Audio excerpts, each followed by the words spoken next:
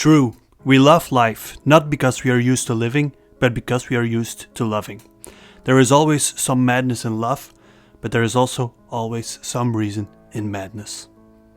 Thus Spoke Zarathustra is arguably the most sophisticated philosophical work in the history of philosophy. Yet, compared to other sophisticated works, it is still a joy to read because of Nietzsche's style of writing. Nietzsche called Thus Spoke Zarathustra a symphony, a holy book, the fifth gospel, and humanity's greatest gift. Let's start with the title. Who was Zarathustra? Zarathustra, also known as Zoroaster, was an ancient Persian prophet and a founder of Zoroastrianism, one of the world's oldest continuously practiced religions. He is believed to have lived sometime between 1500 and 1000 BC, although precise dates are uncertain. His teachings are thought to be the first to divide the world in forces of good and evil. Zoroastrianism is often considered one of the earliest forms of monotheism. Nietzsche's use of Zarathustra to spread his message is thus an ironic wink. A new set of values will be preached in this book the same way this happened a few thousand years ago.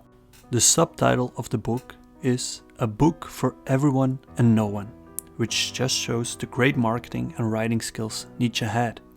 It is an intriguing way of luring you in, while at the same time signaling that this work might be misunderstood. Nietzsche often reflects on the message conveyed by his philosophy and the possibility that people might not be prepared to listen to it. The book was published in 1884 after struggling with his health over the past years.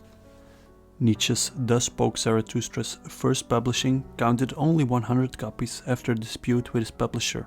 When changing publisher, Nietzsche decided to add several new prefaces and parts to his old books in order to republish them. Thus Spoke Zarathustra was first published in 3 parts. Later, another part was added. The structure of the book could be compared to the structure of an opera, 3 parts of drama and 1 part comedy. It is already far too hard to understand the first 3 parts, let alone the later added 4th, so in our explanation we will focus on the first 3 parts of this book. An interesting philological fact is that in Thus Spoke Zarathustra, Nietzsche changed his writing style completely.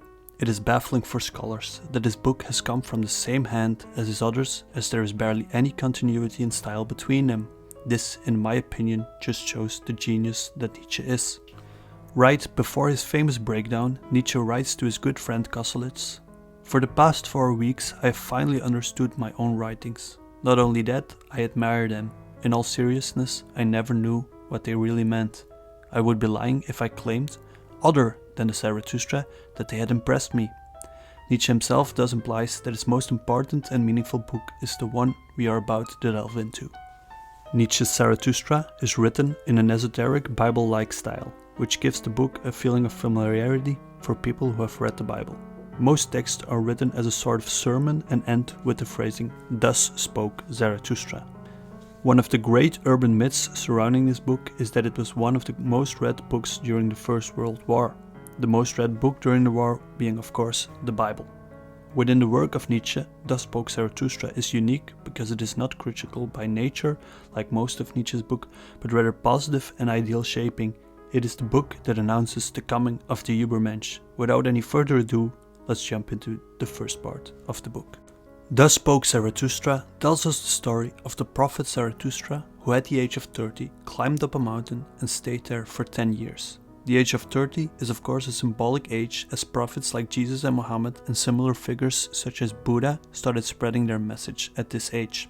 We see a different movement already. Zarathustra remains within his loneliest loneliness in the mountains. After 10 years, Zarathustra starts a sort of conversation with the sun. Historically, the sun has represented the highest principle or God within philosophy. For Plato, the good is the highest principle that shines through the realm of ideas and makes them knowledgeable for us. Augustine will refer to God who illuminates our minds like rays of sun. Zarathustra alludes to the fact that every sun must set, referring to the fact that the idea of God has lost its meaning. The German word for setting is Untergang, which can also be translated to descending in English. Zarathustra wants to leave his mountain and descend back to humanity to spread his message. But what is this message? Several ideas will be presented throughout this book, and without proper knowledge of these ideas, the metaphors and allegories will be impossible to understand. Let us thus not follow a linear path through the book, but first properly introduce Nietzsche's most important concepts: the death of God, the will to power, and then the Übermensch. The death of God. For most readers, the mentioning of the death of God is revolutionary. Of course, it is quite an astonishing fact that belief in Europe is diminishing. Christianity has been the guiding light for the past 2 millennia. But it is not that Nietzsche is famous for recognizing Christianity's demise. In the history of philosophy, one finds tons of mentions of the declining belief in God, long before big old mustache philosopher mentions it. Philosophers such as David Hume, Baruch Spinoza, and even Kant mention or allude to the fact that God plays a less central role. The death of God, for Nietzsche, is a warning for what follows. How could we drink up the sea? Who gave us the sponge to wipe away the entire horizon? What were we doing when we unchained this earth from its sun? Whither is it moving now? Whither are we moving? Away from all suns? Are we not plunging continually? Backward, sideward, forward, in all directions. Is there still any up or down? Are we not straying as through an infinite nothing? Do we not feel the breath of empty space? Has it not become colder? Is it not night continually closing in on us?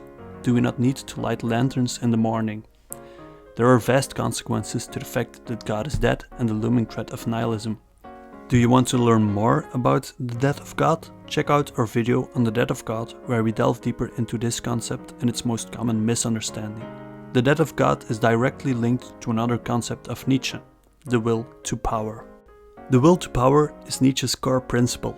It is a metaphysical one, meaning that it is at the base of all reality. But what is the will to power?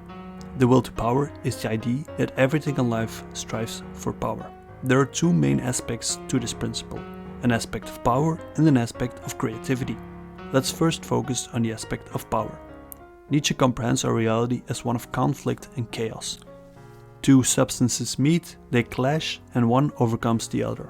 This happens on all levels of life. He recognizes this in space, where stars and planets collide, but also in nature, where an animal hunts another, where the lion plays with its prey. One doesn't have to think far to recognize this play of power in human interaction. It becomes a little more complex when Nietzsche recognizes it on a societal scale. Our set of values, he argues, are ways in which a group of people reign over another. In the ancient Greek world, the values of strength and fame were very prevalent, and thus the group of men who were stronger were in power. Inherent to this play of power is that we suffer, yet the suffering, Nietzsche claims, is inherent to power and what makes us stronger. However, according to Nietzsche, something went awry when Christianity reigned over societal life. Christianity has flipped the table. Those who are weak and meek will inherit the earth. If you are sick, weak, without friends, without joy, suffering, don't worry, in heaven things will become better. Yet for Nietzsche, Christian doctrine is a denial of what life really is, will to power. And while Christianity does have power, in its doctrine it preaches of non-violence. Nietzsche calls this decadence and life denial. Instead of abolishing suffering, we should embrace it, use it to make ourselves stronger. What doesn't kill me makes me stronger. In short, the principle of the will to power is an idea of what constitutes reality. Everything strives towards power to overcome, to gain strength over another. Suffering is inherent to this process of overcoming and should thus be embraced. Yet, in Christian doctrine, this principle is denied. But power is not the only aspect of the will to power. There is also a creative aspect to it. In the introduction of Thus Spoke Zarathustra, the sun starts setting, signaling the time of a new dawn and a new set of values. Inherent to the will to power is that new sets of values are created in an endless process. Zarathustra refers to the will to power as a striving that is tirelessly generating. There is thus a cyclical nature to reality. Values are created, they conflict with the ruling set, one prevails and reigns until the next set of values is created to conflict with. The will to power thus has an aspect of power where it wants to overcome, and a principle of creativity where it generates a new set of values. The death of God is the setting of one set of values making place for a new one. How then should we comprehend the Übermensch in light of the will to power? The Übermensch. To answer this question, as the new meaning of life, the new set of values that Nietzsche is trying to provide to humanity. As Nietzsche writes in Zarathustra, the Übermensch shall be the meaning of the earth. I entreat you, my brethren, remain true to the earth, and do not believe those who speak of you of super-terrestrial hopes. Behold, I teach you the Übermensch, he is this lightning, he is this madness. Behold, I am the prophet of this lightning, and a heavy drop from the cloud, but this lightning is called Übermensch. To many people, the Übermensch is the blonde-haired beast. Yet I would like to argue that the Übermensch should be understood as a sort of horizon, something to work towards for humanity, yet never attained, because that would imply the end of the process of overcoming. Nietzsche wants us to live according to nature, and nature that is will to power. As Zarathustra preaches, man is a rope stretched between the animal and the Übermensch, a rope over an abyss, a dangerous crossing, a dangerous wayfaring, a dangerous looking back, a dangerous trembling and halting. What is great in man is that he is a bridge and not a goal. What is lovable in man is that he is an overgoing and downgoing. Man should overcome himself and strive towards more, the same way that a climber tackles a mountain. He suffers when climbing, but greatness awaits at the top of the mountain. Against the image of the Übermensch, Nietzsche introduces the idea of the last man, someone who is unable to self-overcome and create, who lives in denial of the will to power, the enigmatic figure who thinks that they have already found all the answers to life and is not open or curious about anything. This is the very reason why the Übermensch, in my opinion, should not be understood as a horizon to strive towards. If one loses his strive, one becomes the last man. As mentioned before, inherent to this process is that one should be able to incorporate suffering. Yet, that is where this book takes a turn.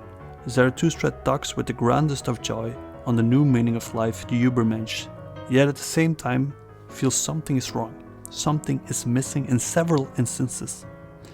At this point, Zarathustra is confronted with the idea of the eternal recurrence, forcing him to reconsider the idea of the Übermensch.